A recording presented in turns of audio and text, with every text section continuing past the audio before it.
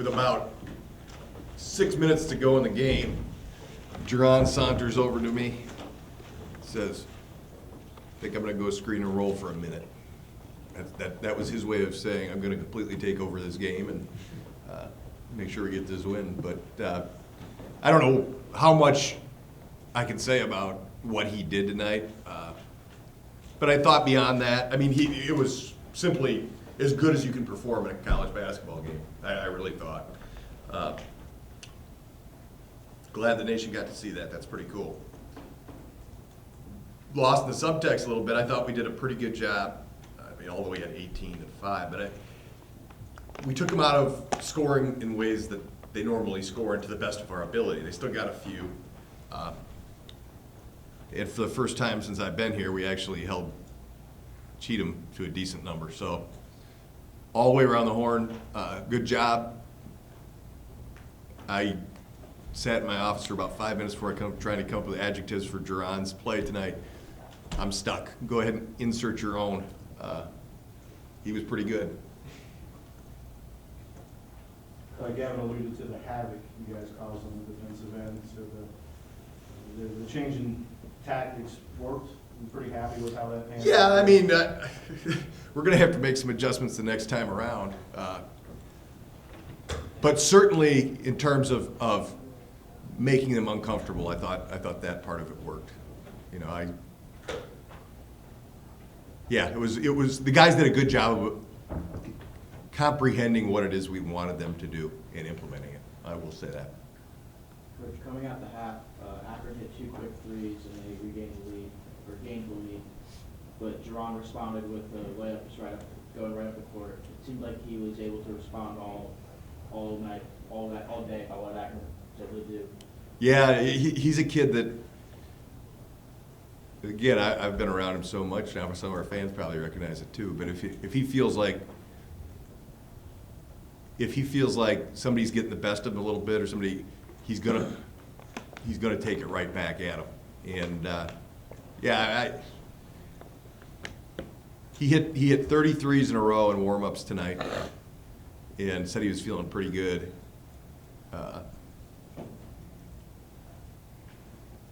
He was feeling pretty good. Coach, Johnson picked up his fourth foul early in the second half. I asked the guys the same question. Did that change your game plan at all, or? Only completely, yeah. I mean, he's the biggest dude in the gym. I mean, it didn't change our game plan in terms of, but defensively, we tried to slant the whole court toward him as much as we could, which, again, everybody's tried to do it. I mean, it's not like, but Jason and Doug did a really good job of not allowing position too deep tonight. And his catches were tougher than they were when we played at Akron. I know that for a fact. But yeah, I mean, he's changes the game. He's a point center. I mean, they play through him. And to disrupt that as much as we did, again, I'm not claiming complete victory on it. He got us more than a few times, but it felt like we were more proactive in not letting us lose directly to him or to Cheatham tonight. Coach, I don't want to sound overstated here, but would you consider this one of the best wins here in Ohio? I don't know. My coach pitch team this summer, we had a big one. The Fighting Cicadas beat the Dodgers, I believe it was, in a nail biter. So, no, I'm not. Everybody else can rank them. I know this. I feel like I kind of owed everyone that follows this program and cares about this program one after the last one. I didn't feel right about that one. So, can we just call us back at even par now? We had a double bogey and an eagle. It's no secret that Akron's your biggest rival. To watch your point guard just continue to pile on points in a career night as your opponent just kind of falls apart with the technicals, what's that like standing on the other side of it, not on the court? It's not the first time something like that has happened. Honestly, you're just more in the moment trying to process, okay, what could go wrong, and that's why I put everybody in at the end. I didn't want anything to spill over on the court and affect the next game, but it's rewarding to get a MAC win regardless of who it's against. When that team is undefeated coming into your place, then it probably feels a little bit better. But I've said this before, and I hope people don't misinterpret this. I don't hate anybody. I don't hate anybody. I want to beat everybody we play, but I don't hate anybody. That's not how I'm wired. That's not what I do. And again, if you're watching this and don't know me, people around me, I just don't live that way. I don't choose to live life that way. So it was fun. It was gratifying. It was another win. And again, maybe we got even in the ledger. We kept us over 500. There's a lot of things. As close as this race is going to be, every win is important. And this one could be particularly important because it looks like they might not have that many losses. It could be a pretty big tie break piece. So it was the game we had to play today. We won it. I'm thrilled. Let's go eat pizza.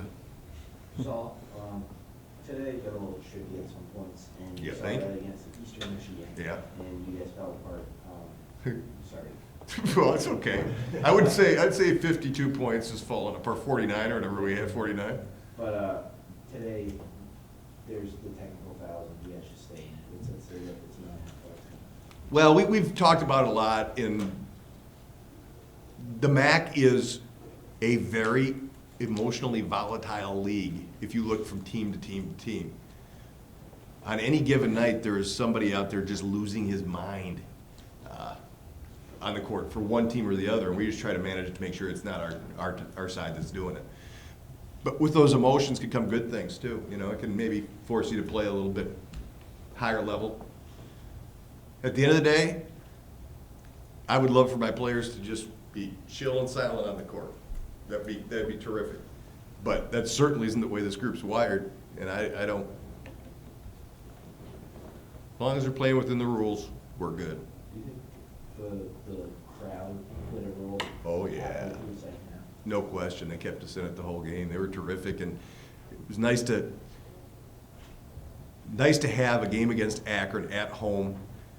Still probably wish it would have been a little later in the day, so our students could have gone through the proper pregame rituals.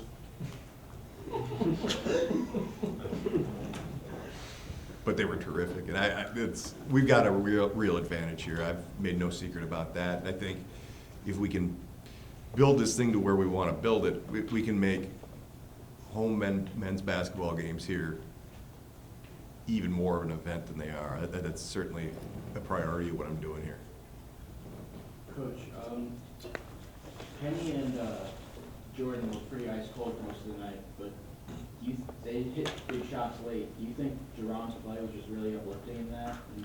No question, no question. He kept us afloat, but I'll tell you one thing, like any great shooter, both those guys just want their next shot. And it doesn't matter if Charles Barkley said famously that anybody can go 0 for 2 from the field. It takes a real shooter to go 1 for 13, right? I mean, you got to have the confidence to keep putting it up. As long as they're taking good shots, they both got complete green lights. And inside-out threes are what we prefer, and that's what you get when Jerron is living in the paint all day long. So when you were talking to Jerron before the game, did you sense anything different from him? Was he more focused? Was he more, or was he? He had a glow to him. No, I mean, no, he's always the same way. He's like a Jedi, man. He sometimes before games, I can't tell if he's pissed at someone, angry at someone. Because he gets real quiet. He gets real grinded up. But I've sensed something different about him since Tony was ruled out. There's no question about that, and I think the numbers seek that out. And I went up to him the other day. I said, "You're all excited you're playing well now. I'm wondering where the hell this was in the first part of the year. Hell, we would have been undefeated at this point." Why do you think it happened? I got no idea, other than he's a wounded dog backed into a corner. I mean, it's time for me to step up, or we might not get. I don't know, but I like where we ended up.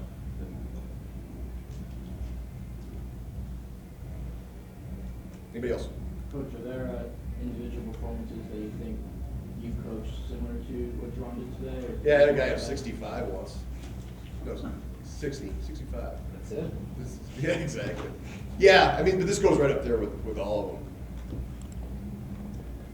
A kid named Ben Woodside at Drake, and their scoreboard had the number totals on them, and we were playing the first game of a tournament at Drake. So it was an empty gym. It was a neutral court game. It started out, there's 10 people in the stands. The game keeps going, keeps going. By the end of it, everybody's walking in the gym just going crazy for my guy at Drake. It was really kind of fun. But it was out of necessity. We were down 18 late, and we just went screen and roll, screen and roll, screen and roll. Not unlike tonight.